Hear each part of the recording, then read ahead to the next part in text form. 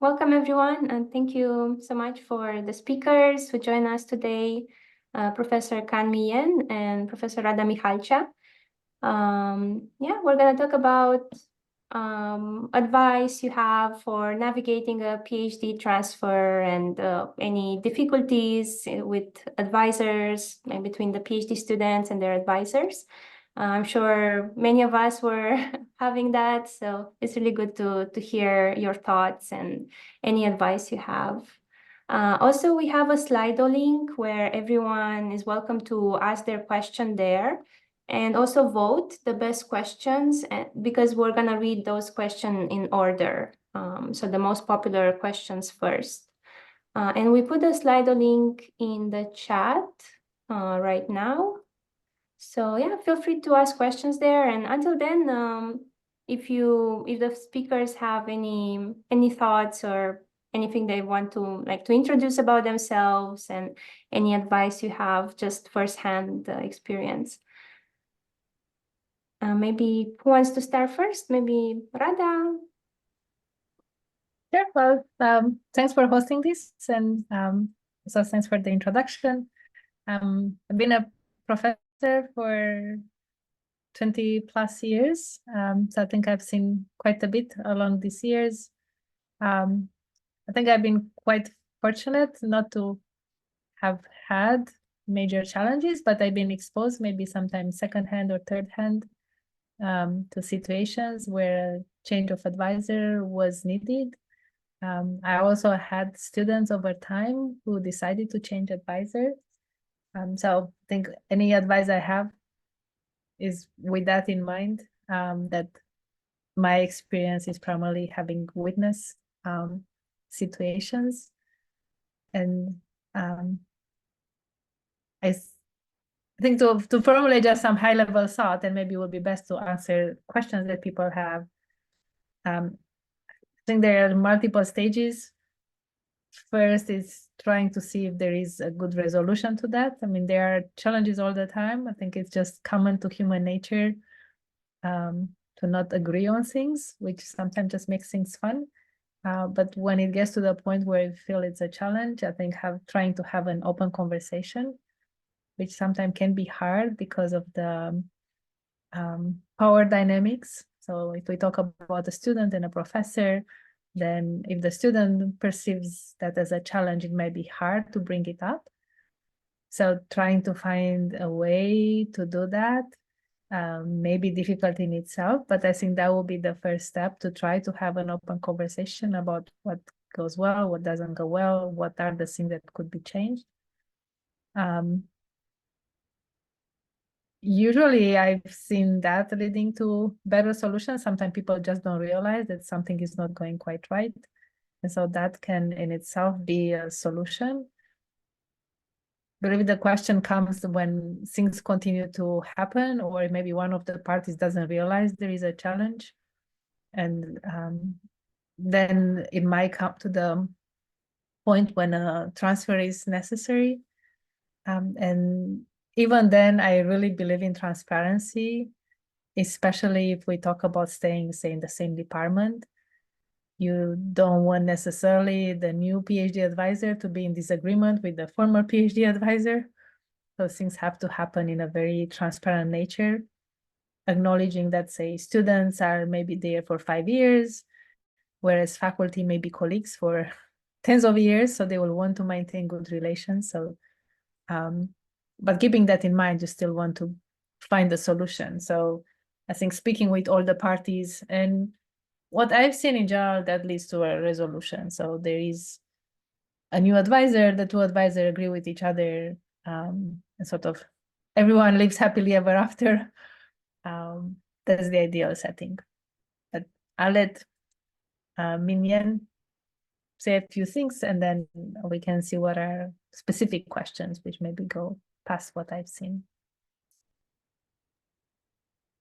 Yeah, thanks, Rada. I'm very pleased to have the chance to dialogue about this topic. I think it's critically important, and I think it's really bespoke in the sense that these types of issues are one-off for everyone.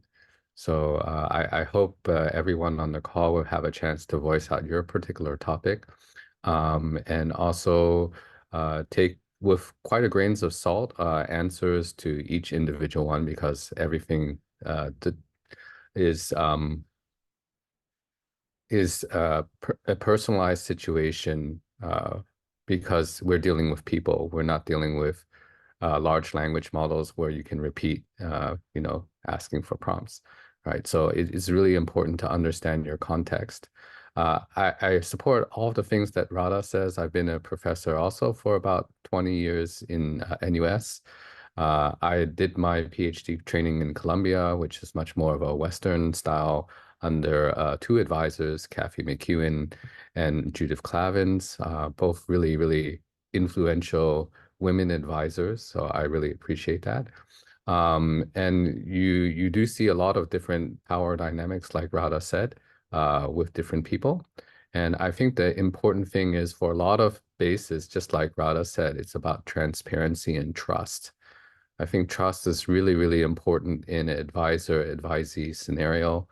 And when you don't have that, that can lead to all sorts of communication barriers.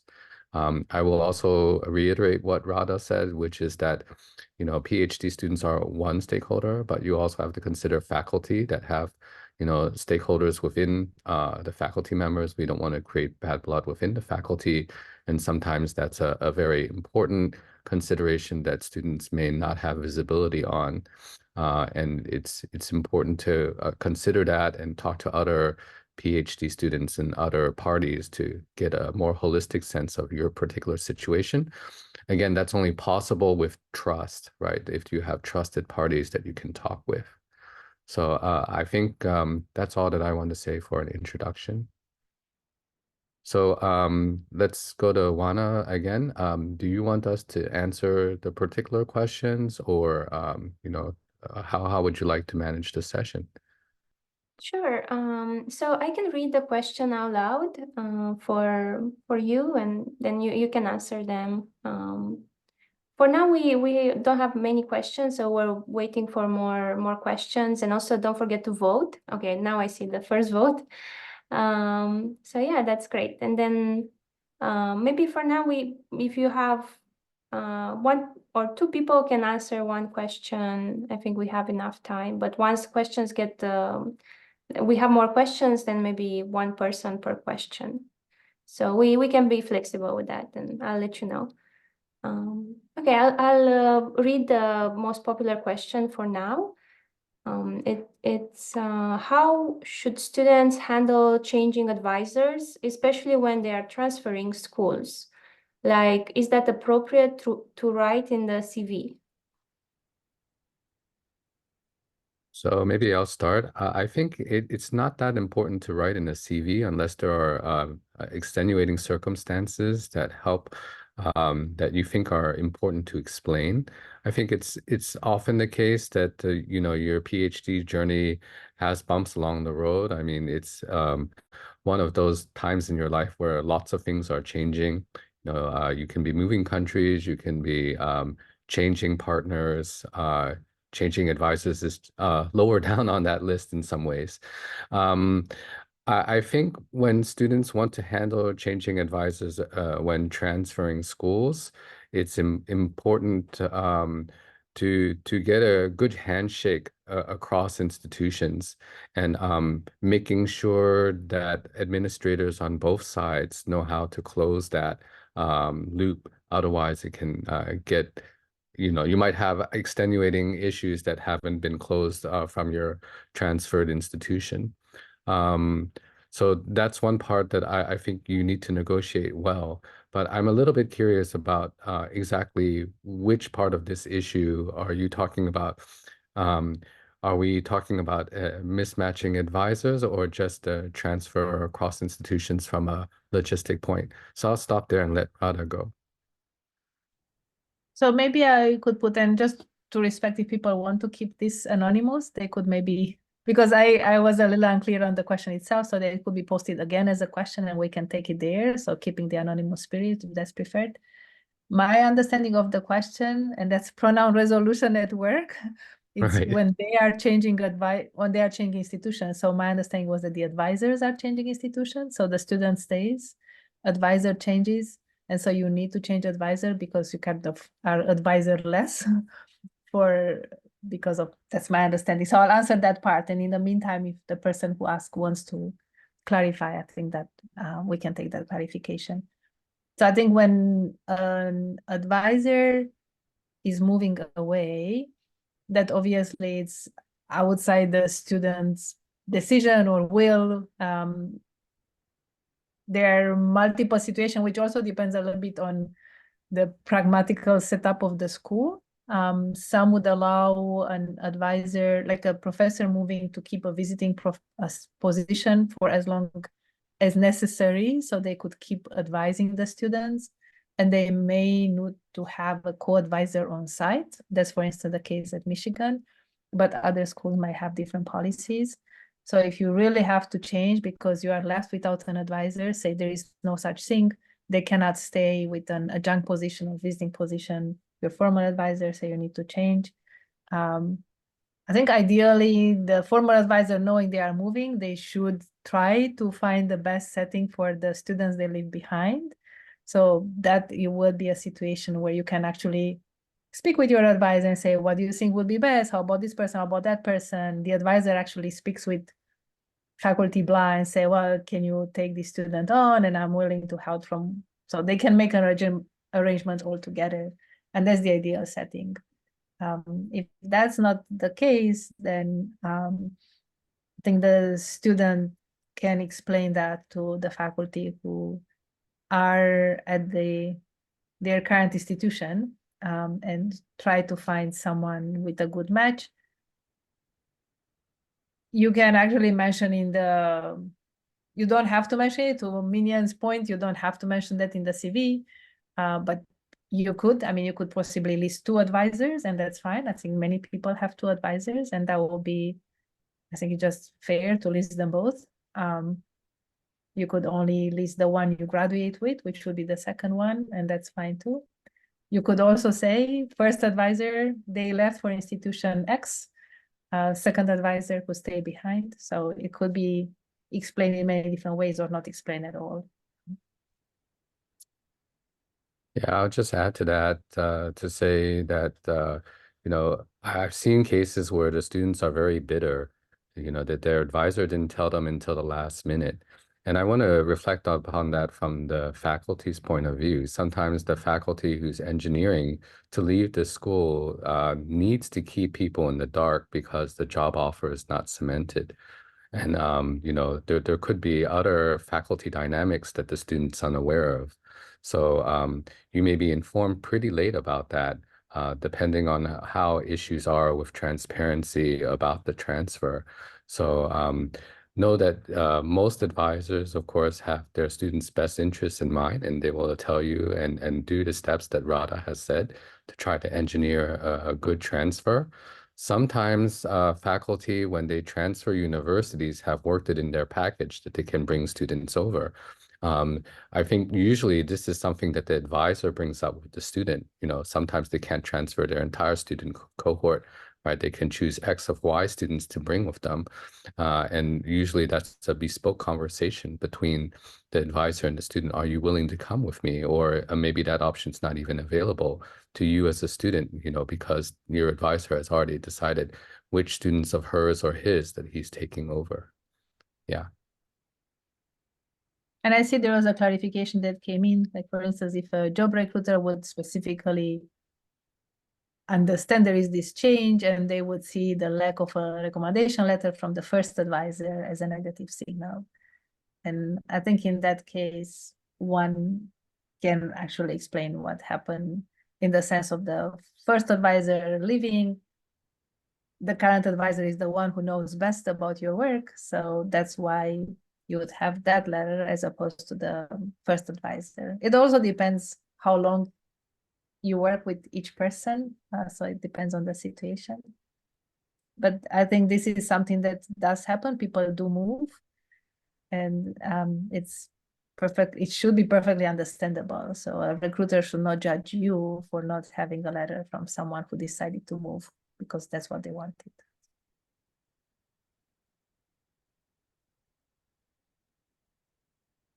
Thank you so much. And very, very comprehensive answers. And I also learned a lot. So it's really good to know these things. It's very interesting. So moving on to the next question. The question is, until when in the PhD might the transfer still be possible? For example, does it work for a third-year PhD student? Rada, you want to start first? I can. I don't think there is any rule. It might again depend on the institution. So different institutions have different regulations. So leaving that aside because we don't know. Otherwise, I think it's really just what's doable. For instance, if the change also involves a major change of topic, then it might be harder, right? So if you decide in your last year to completely shift topic and start with a new advisor, new domain, then it might be hard. If it's something that you already worked on, and then it could happen at any point, right? So you already have, say, a body of work in the space that you are interested. It just, for whatever reason, you need to change advisor in your last year. I've actually seen that. It might end up, again, depending on requirements, it might end up extending the PhD for a little while. Like again, at Michigan, there are certain requirements as to when a proposal should happen, as to when a defense should happen.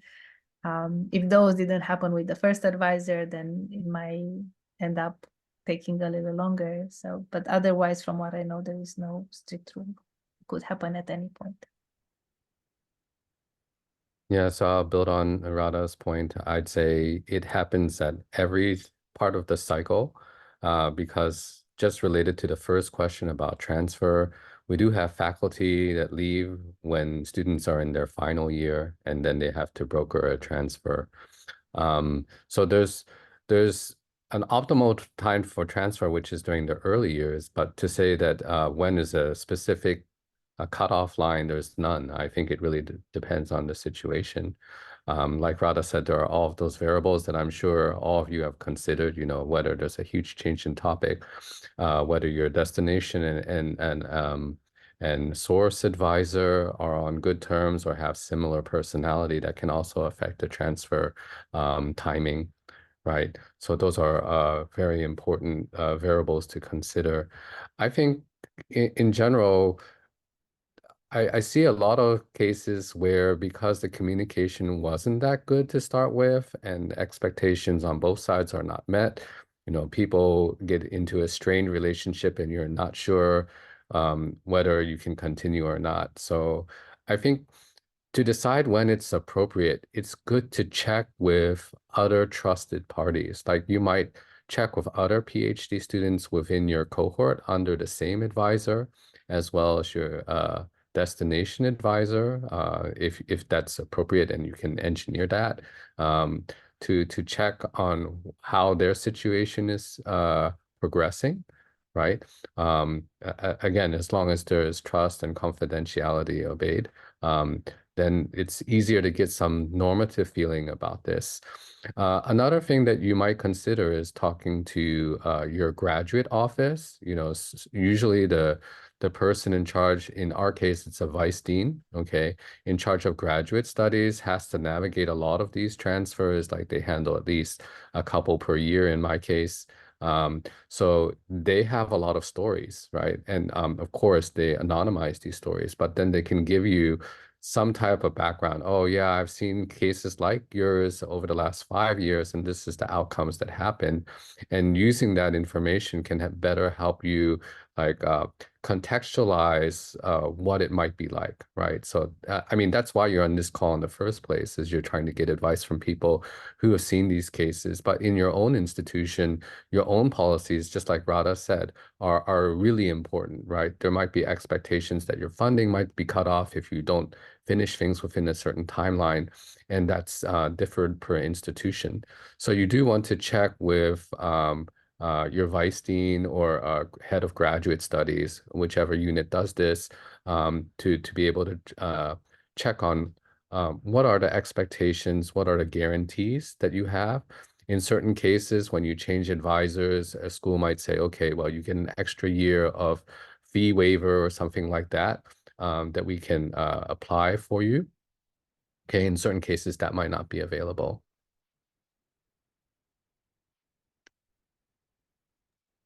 Thank you so much. So the next question is how to handle micromanagement from the advisor when there is strong conflict in directions. For example, the advisor insists that you do something, but it's not gonna work. Okay, Any maybe thoughts I'll about start that? this time. Sure. Yeah. So micromanagement is, I think, because there's a conflict and difference of advice and communication, right? So your advisor may be expecting you to do specific things, and usually this is with professors who have a bit more time. So we see this much more from junior advisors like assistant professors and lecturers. They can spend more time with each student. So that happens more in those cases. With senior professors, of course, it's usually not possible to do that unless you know they're handling less caseload and they're already very senior. But in terms of being able to deal with this, I think it really requires you to also work with your advisor to set the expectations, right? What's what type of advice you're willing to take, what types of direction do you want? And it's a little bit tit for tat here because your advisor has certain goals in mind, usually with respect to grants and deliverables. Of course, they have your interest in mind for graduating and hitting PhD milestones as well. I think sometimes I've seen advisors try to spell this out at the beginning. You know, they'll come up with a document and say, here's what I expect from you as a student. Here's the services or things that I will guarantee to provide to you. So proofreading or strategic advice. Um, it depends. Yeah.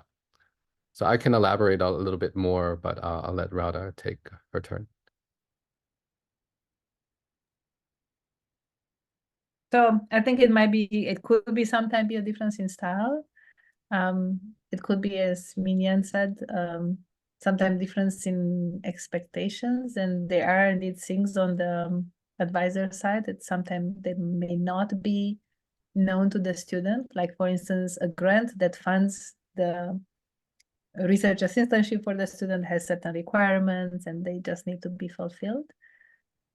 To the extent possible, I think having an open conversation on that, like with my students, I'm trying to be open whenever there are requirements, say, well, this is what needs to be done, while allowing for freedom for the research they plan to explore. So they need to do extra stuff to fulfill the requirements and sort of keep going without having to take other work on.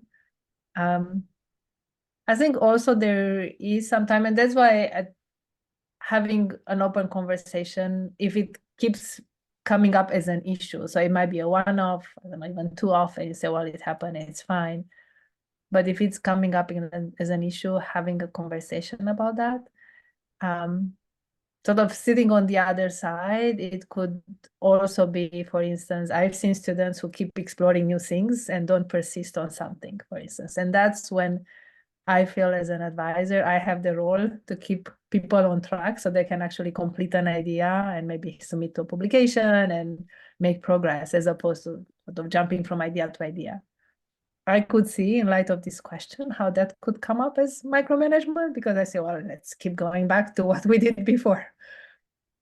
So acknowledging a little bit of that and seeing if is there indeed that, say, maybe there is too much change in what you want to explore, or is it truly that it's something that you stuck with for, say, I don't know, one semester, nothing works, you feel like it's really time to move on, you consulted with others, there is no hope, and still your advisor keeps insisting, then probably there is an issue. And in that case, again, it will be discussion up first, Otherwise, maybe trying to come up with partial solutions, like actually acknowledging, I feel stuck. I think it would really help if I take a month off from this problem. I keep it in the back of my mind. In the meantime, I would like to explore something else and suggest maybe something related. I think it would be hard for an advisor not to understand that. Yeah, I'll just add a little bit. I think there are really two parts of the questions, and I didn't read that they're separate, right? So I think micromanagement is one thing where a professor might get very detailed advice on exactly how to program this function, or exactly who to talk to and when to talk to that person, and who's going to edit exactly when on a paper. That type of micromanagement, again, I think is about expectation setting, negotiating with your advisor, because your advisor may see a very wide spectrum of personalities, people who are extremely independent and can take a independent problem and cut it up into smaller parts to solve, and some other students who may need a lot of guidance. So if they're coming from a experience of having people who need a lot of guidance, they may not appreciate a person who has a lot of independent thinking. So again, having that open conversation, as Rada mentioned, to make it clear that there may be parts of your upbringing or the way you do things that might be different from peers or their historical advisees that would help them understand that they can back off a little bit. They can give you general strategic advice, and you're able to show your mettle, right? Like Rada said, I think it really is a two-way conversation. If you think the advisor might be being too controlling, then you have to demonstrate your independence in a way that helps your advisor feel like, okay, this person knows what they're doing. They can handle all of the uncertainties. I can spend my bandwidth as an advisor advising other students more on a detailed level, but this student I can let go independent. But there's the second part of the question, which I think Rada also addressed, which is like when there's strong conflict. Just like Rada said, we do see a lot of students that like to dabble in lots of topics. And especially these days, because of archive and large language models changing every week, it's hard to stay the course. And your advisors know better than that. They, in certain cases, have been around decades, sometimes at least 5-6 years. They've had to navigate these types of vicissitudes even in their own PhD lifetimes. So getting frank advice from them and asking them, why do you want me to stay the course on this issue, right? Because I don't think it's productive. Maybe they can share a story with you why they think it's the right direction. Ultimately, I think if you find that it's not working out and you feel you need to be able to be asserting more independence and your advisor is not letting you, again, that's a conversation that you might take to your graduate office or find a way, an exit strategy if that doesn't work. But know that just like Rada said, there are lots of extenuating reasons why faculty do want to set guardrails, I would say, for your topic rather than directly control what you're doing.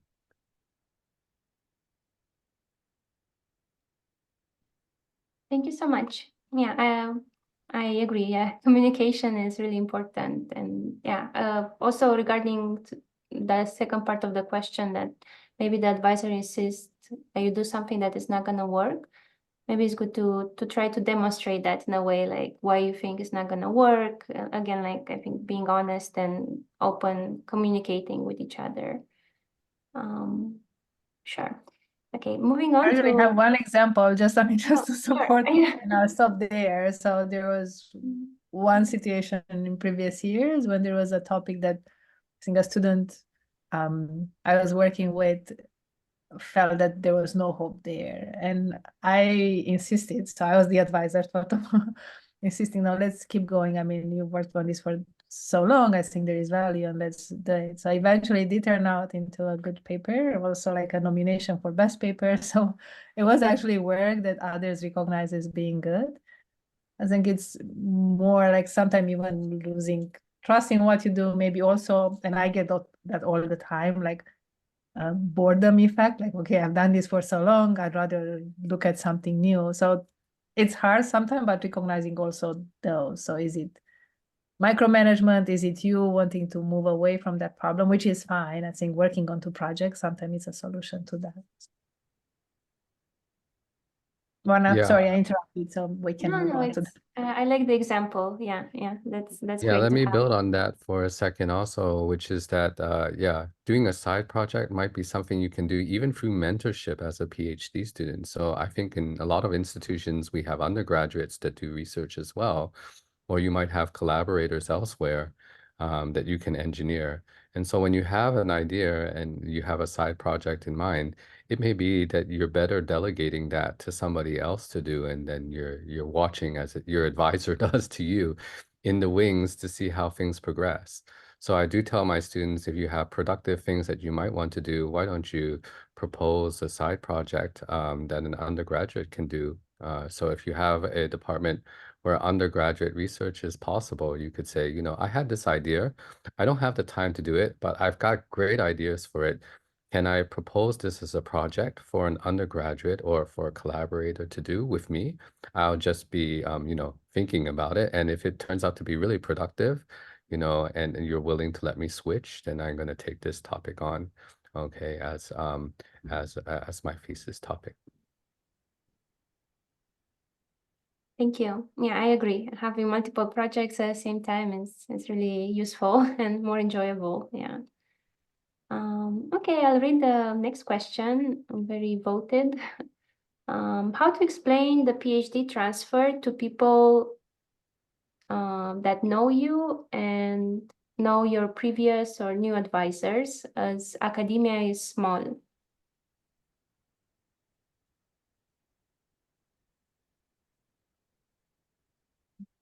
Again, I feel like I'm answering every question with it depends. I think it depends. It could be like a change of topic, and that's, I mean, it's a clear explanation. So it happens all the time, right? So people change interests, and that's how they end up changing advisor as well. If it's more of I don't know, like getting into a strong disagreement and that being the reason, I think there is always like diplomatic words to use for that, and people will not inquire further. So it could be like there was a difference in working style, right? So that's why you would say, like, using on a euphemism for disagreements. And I think rarely people would insist. So probably they will be happy with that. So you can always, I mean, even the fact that it's spelled out here as a question, I think it's good. So it's something that it's good to think about before you even get that first question, because people would likely ask, especially those who know all of you. Otherwise, outside, like for your next job, I think nobody will really care that you change advisors at some point. But in immediate circles or the immediate around the transfer, maybe people will ask. So thinking of what you're gonna say and just being consistent. And again, there are certain things that are private, and it's fine to keep them private. I mean, that's all the time, right? So, and whatever you consider that is better to stay private, just keep it that way and still have an answer prepared, because people would ask. So difference in style, it's always like, it goes a long way. But Minyan, maybe you have other thoughts as well. No, I think you answered it exactly the way that I would, you know, you do have to prepare a response, but if it's something that's sensitive, you can just say, okay, yeah, I transferred, and have the stock phrase ready, and if people give you questions, just stand your ground. You know, it's the focus of a PhD is on you, not your mentorship. Okay, I mean, your mentorship is supposed to help you. In certain cases, it might not, but usually that's the case, that your advisors, plural in some cases, are there to support you. And if things don't work out, that's understandable. You know, it's like that for other types of partner leaving, right? So when you say I'm divorced, people usually will know not to go any farther than that unless you're open to breaching the topic yourself. Yeah.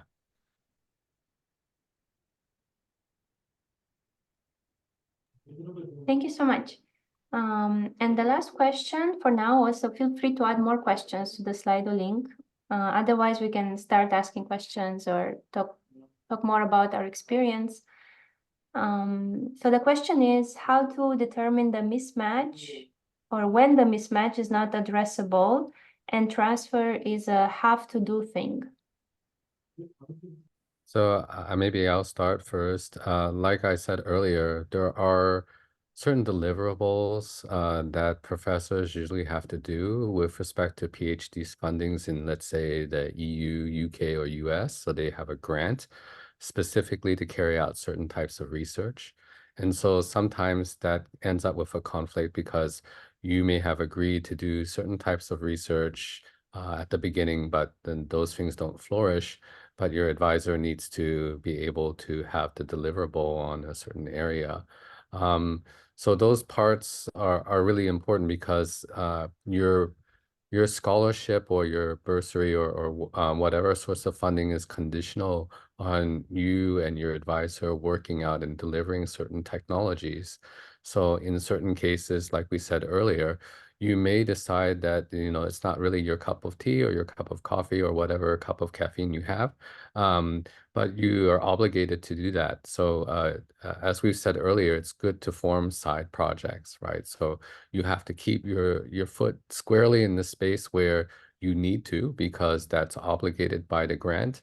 And you may want to talk to your advisor about exactly how that plays out because you're no longer interested in that area. Right. So that's one part that you can deal with. There are lots of ways that you can mismatch with an advisor. Micromanaging is one. Topic is another. Working style is another. Collaborative style is another. Authorship and what's expected of a student in writing up publications is another. So it helps if you can clarify it in the question as well, but also think about what other parts of the mismatch you might be wanting to address, because there are lots of examples of mismatch. Again, I come back to the same answer as before, which is I feel that transparency and trust are the key parts of any long-term relationship. So it's not unlike a marriage in some cases. So when that trust is there, you feel comfortable breaching the subject because no topic is too sensitive, right? Because you have that trusting relationship. You trust your advisor to give you good advice and to care about your particular circumstances. And your advisor trusts you to know that their objectives to carry out research and to advance their agendas are also being respected by you. So with that type of trust, then you can engineer and you can say, well, I'm uncomfortable with the way this particular research is progressing because of this particular mismatch. I agree with all that. Maybe I think we already mentioned like ways to try to address mismatches that happen for various reasons, as Minian mentioned. I think if it gets to a point where you feel like, well, I really need to change, like nothing worked out, it could be maybe trying to consult with others. So one strategy could be, say, other students in the same group. Like again, without trying to make it as a gossip for the advisor, because then that creates bad culture within the group, but say, I've been having this situation, what do you think? And because you are in similar situations, maybe working with the same person, you can say, oh, yes, I mean, that happened to me at first, but then I realized whatever. And so just by talking with others, possibly people who are more senior than you, maybe they've been through the same thing and they realize they can actually work it out. So that could be sort of stage one. Then some departments have like official people that you can talk to in situations like this. Otherwise, you can try to find out like who are the people. Maybe it could be like graduate officer or a certain group of people, a certain staff who deals with that. And they usually also keep confidence on whatever you talk to them. So you can say, well, I have this situation, just to have someone else look into that. And sometimes they may, because you don't want people to transfer all the time. I mean, it's perfectly fine, but they may try to come up a little bit like in counseling. I mean, Minian brought the analogy with divorce. I don't think it's the same, but a little bit like on counseling. Oh, why don't you try this? Why don't you try that? Right? So you can go back maybe with fresh solutions. And eventually, if that doesn't work either, and it's becoming obvious that really need to change, then I think it's kind of the answer to this question. That's when you probably say, okay, let's do something about it. And then you can try to find out what are the ways to do that. Is it like where to start? First, finding a new advisor, first, like after everything else has been exhausted, you determine that a change needs to be done. I mean, you try to talk to your advisor and things just don't work. Now, one thing that I will say, which is not to take it anyways, but there are always two people in a relationship, right? So for instance, if there is one student who say would want, like whenever I hear about this, like here in this discussion, we always like consider it's the advisor is to blame, quote unquote, right? But the new advisor may consider like, whoa, I mean, is the student really perfect? And it's just like the former advisor was bad. That's why things didn't work out, right? So I think just keeping that in mind a little bit with respect to what are the things that don't work. Is it that I'm trying to jump from idea to idea and the advisor is not receptive to that? Then what kind of advisor should I look for that would be receptive to that? Because likely they will find out from the first advisor that that's sort of the strategy, and that's fine. Different people have different strategies and different appreciation. And so, yeah, keeping that in mind as well, that usually that information is also being shared, right? So again, two people in a relationship is not just one way. Yeah, so I encourage the question asker to give more information about what you mean by mismatch. Disambiguating that might help a little bit. I also agree with it. A lot of time it's also know the exact source of the question and try to understand the advisor more. And also since that person already become an advisor, there must be some ways of success for that person. So there might exist some compatibility if we open our mind. So we can identify where exactly the problem is. I agree. And also this next question, I think, builds very well on the previous question about the advisor style. So it's asking how to effectively know beforehand if an advisor style fits you. Not necessarily the research direction, but the advisor style. My short answer is I don't know. I feel again, I mean, I obviously sit on the advisor style and I keep wondering how is it that we get to admit students for 5 years of work, PhD, after a 1 hour interview, right? So how much can you learn about a person in 1 hour, right? So we really take a lot of risk and advisors, and likewise, obviously, students take a lot of risk as students, right? So how much can you know about the person? Like you meet for 1 hour, I don't know, it's like blind date. And then you go on for a 5-year relationship of working really closely. And somehow things miraculously work. But I actually don't know how to know beforehand. So from my side, I read a lot between the lines, right? So I look, for instance, if I care about attention to detail, like if one student application is full of misspellings, that's a reading between the lines. Like this person doesn't pay attention to details. I know I'm detail oriented. That would be a mismatch right there. I think it's better not to get into that. But there is so many other factors that, I mean, maybe I care of, and I don't know. I mean, I might have my ideal student, someone who's very positive, like always looking for constructive solutions. How can you get that from 1 hour? So I actually don't know how to know beforehand. So I'll just add to that a little bit. I think there's machinery on both sides to help. Like when we audition PhD students for admission, often we have reference letters. So reference letters from trusted people. Let's say Rada wrote a letter for somebody to recommend them for NUS. I would trust that source a lot because Rada and I are colleagues for many years, and I trust her and her opinion very highly, right? So that's why letters of recommendation come with a lot of power, because many times people in the field, they know everyone, like somebody else said, academia is a small field. So knowing the reputation of that advisor helps. So that's how it helps an advisor. Another thing I do as a potential advisor to get to know PhD students is to assign them a small task. So I'll reach out to people who are auditioning for my group and I say, I'm going to assign you a writing task. Use whatever at your disposal, but it's only 2 pages of writing, because I don't want to read a really large, well-prepared research statement. I want them to respond to something on the fly. I give them a couple days to do that. And I look for their argumentation style. You know, I really want to see how well they write in terms of how well they can put together an argument. Okay, because, you know, the other things, the math and other things, usually the students can accomplish on their own. So that's how I audition. But this is not about how faculty do it. This is about how you as a PhD student do it.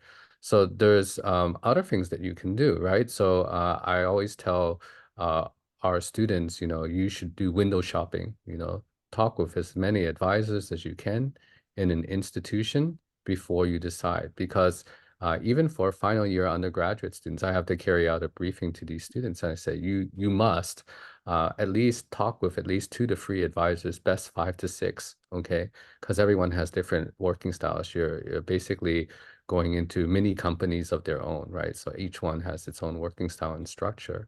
And it behooves you to do a good a job of that. Like you wouldn't buy a new mobile phone without trying them on in the store, right? You wouldn't just go to a virtual store and figure that out. The other thing that you can do is ask, right? Ask advisees who've worked with them. You know, sometimes it would be alumni of them, so that they don't have any skin in the game anymore, so to speak. You know, so you can say, oh, I know this person's a recent alumni. How did that person help you? Okay, again, because you're trying to get data points, any amount of data is better than none at all, although all of those data points are wrong because they don't reflect what will happen to you, right? So there's a lot of variance in that information. But getting that information beforehand is great. So you can take all of those stories into account and say, okay, how did they handle that difficult situation? How might it work for me, right? So I think alumni of faculty generally are very interested in helping and give back to their former advisor. So by contacting them or even contacting current students, that might be a good way of getting some intel about how that advisor works, right? Especially if you know, oh, I've heard, you know, this advisor does this and it's not aligned with my best practices or the style that I want, then you can ask that alumnus or a current student, you know, how does that case that I've heard about, you know, do you think it actually plays a role in the advising that you got from this particular person? And those are, yeah, all excellent points. It's still a little bit of guessing, but I think talking to the students are sort of the strongest signals. Yeah, I'll say that when we interview faculty, I'm sure this is the case at University of Michigan as well, and everywhere else, right? Where it's really important that a assistant professor who's auditioning to come in, you know, they need to speak with students there, right? Because they need to know what type of personalities and what type of expectations students have, right? So we often make sure that our faculty recruits have a chance to talk with students. In fact, it's a red flag when they say, "Oh, I don't need to talk to the students. I'm not really concerned about advising," you know.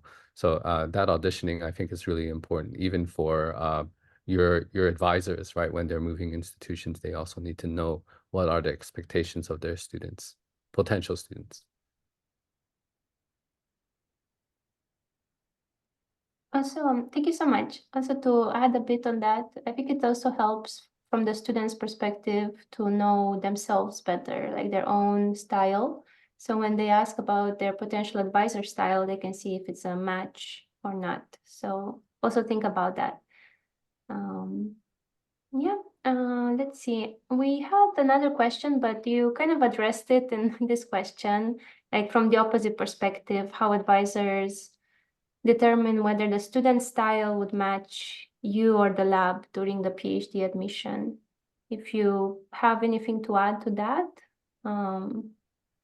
So Yeah, I do this one activity for postdoc recruitment, which is the postdocs have to give a talk in my group, and we form a separate private channel on Slack where all the students have to give confidential comments on the potential postdoc, whether they'd like to work with them. So then it's a collaborative, I wouldn't say democratic, but definitely influenced by everyone's opinion on whether the postdoc will gel well with the group. But that's for postdocs. For PhD admissions, we rarely have the time in my group to make it a group decision. So then again, like I said, there could be trial tasks or something of that sort, or trust in looking at recommendations if there's not enough time.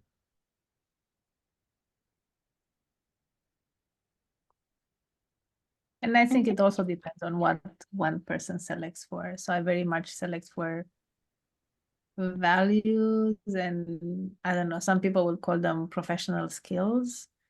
Like I mentioned, for instance, positive attitude toward problem solving. It's something that to the extent I can determine and say, in a way, if I try to select all the students I work with in that way, then they would gel together because they are all like they have the same overlook on life. So, but again, it very much depends.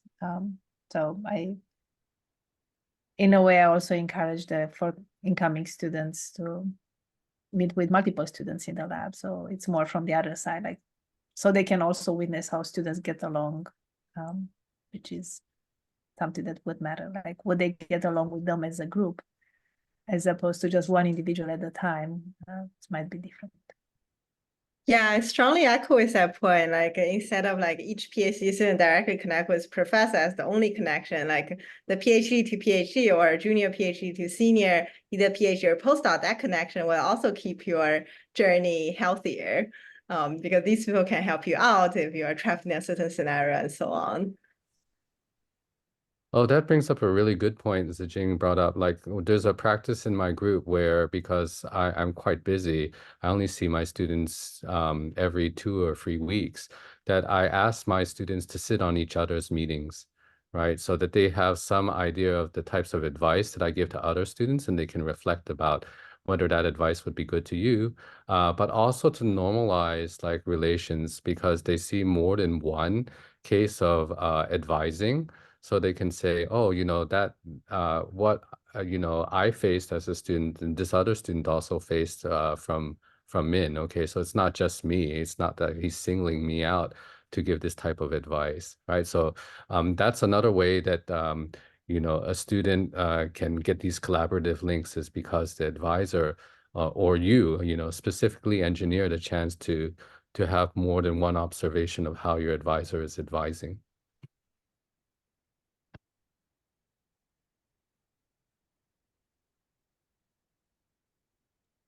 Thank you so much. I think we're on time or a bit over. So yeah, thank you so much for sharing your experience. I learned a lot, and I'm sure also our audience learned a lot, and we're very grateful for you to be here and share from your experience. Yeah, Thanks for organizing, and thanks for everyone getting for the this time questions. on your busy schedule. Yeah, really happy to have you navigating this super challenging question. Thank you for being here. Thank you for all of the work. So let's give a round of applause virtually or in physical to our hosts. Thank you. We'll post the video online so that more people can see it. And thank you, and good morning and good night. Good morning and good night. Yes. Bye. Okay, Bye. ciao everyone.